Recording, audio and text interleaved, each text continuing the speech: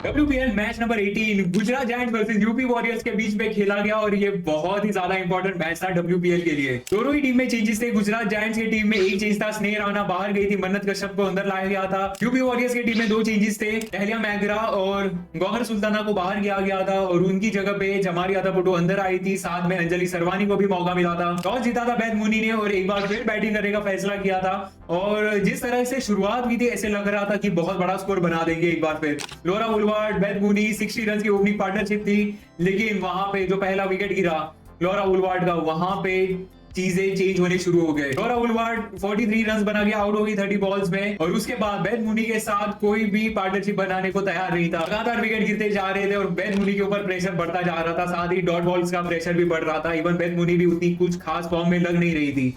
17.2 overs के mark के ऊपर 118 फॉर 6 था स्कोर गुजरात जायंट्स का और वहां पे पेस पकड़ी बैद मुनी ने और ऐसी पेस पकड़ी है कि कुछ नेक्स्ट लेवल। उसके चकपेट में सोफी इंग्लिशस्टोन को भी ले लिया। आखिरी ओवर डालने आई थी सोफी इंग्लिशस्टोन और उस पॉइंट पे 3 ओवर में उसने खर्च किए थे सिर्फ 17 रन, 3 विकेट उसने लिए थे। लेकिन उसके बाद वो जो आखिरी ओवर था ये मोमेंटम शिफ्ट करने वाला ओवर था। 21 रन पड़े सोफी इंग्लिशस्टोन को और बैद मुनी ने 5-4 लगाए उसके सामने। जो टारगेट रुकना चाहे था 140 मार्क पे वो चला गया 152 पे। 152 फॉर 8 था यूपी वॉरियर्स का स्कोर।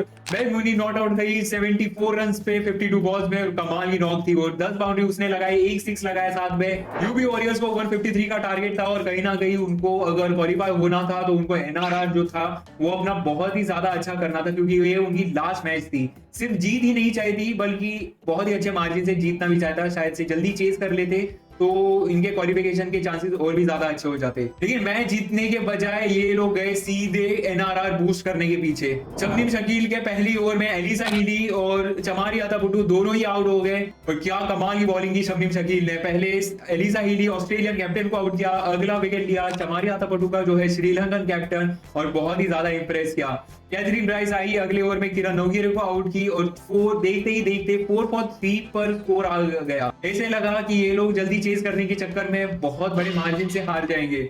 लेकिन वहां पे आई दीप्ति शर्मा नंबर 4 के ऊपर, पारी को संभाला दीप्ति शर्मा ने।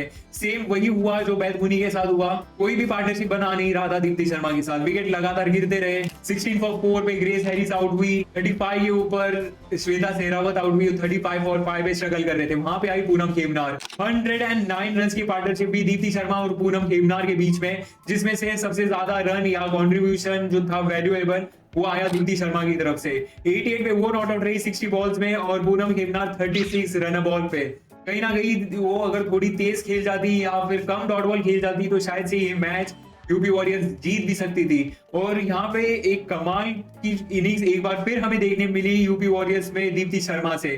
लगातार तीसरी हाफ सेंचुरी बनाई और फर्स्ट इंडियन बन गई है, ना ही सिर्फ हैट्रिक लेने वाली बल्कि लगातार 3 हाफ सेंचुरी लगाने वाली। और अब ऑरेंज कैप भी उसके पास है, तो कुछ अनबिलीवेबल फॉर्म में चल रही है। और अगर ये फॉर्म वो कंटिन्यू करे इंडियन टीम के लिए तो बहुत बड़ी एसेट बन जाएगी इंडियन टीम के लिए। गुजरात जायंट्स इस मैच को सिर्फ 8 रन से जीती, लेकिन यूपी वॉरियर्स अभी भी क्वालिफिकेशन सिनेरियो में है। वो कैसे, वो मैं आपको आगे बताता हूं। उसके पहले पॉइंट टेबल की अगर बात करें तो अभी भी गुजरात जायंट्स इस जीत के बावजूद है नंबर 5 के ऊपर, लेकिन एनआरआर उनका थोड़ा सा ठीक हो गया है। अगर बड़े मार्जिन से जीतते तो बहुत बड़ा एनआरआर बूस्ट मिलता और ज्यादा अच्छे कंटेंशन में होते। यूपी वॉरियर्स फंस गई है, जैसे आरसीबी पिछला मैच हारी थी और वो फंस गई, वैसे यूपी वॉरियर्स यहाँ पे फंस गई है। आज जो मैच होना है आरसीबी वर्सेस मुंबई इंडियंस के बीच में, अगर यहाँ पे आरसीबी ये मैच को 60 रन या 60 रन से ज्यादा से मार्जिन से हारती है तो कहीं ना कहीं यूपी वॉरियर्स कंटेंशन में आ जाएगी क्वालिफाई होने की, क्योंकि एनआरआर आरसीबी का यूपी वॉरियर्स से ज्यादा खराब हो जाएगा। और गुजरात जायंट्स इस तरह से क्वालिफाई हो जाएगी